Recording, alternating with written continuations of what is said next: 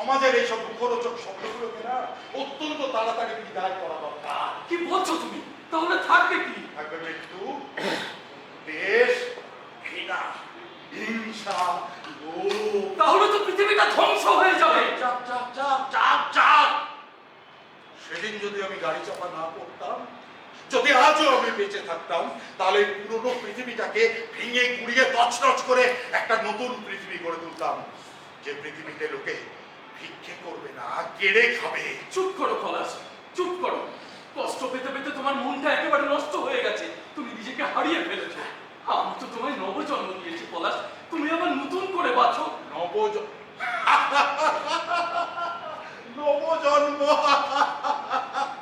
তোমার নবজন্ম মানে তো হাতে ভিক্ষা ভাণ্ড।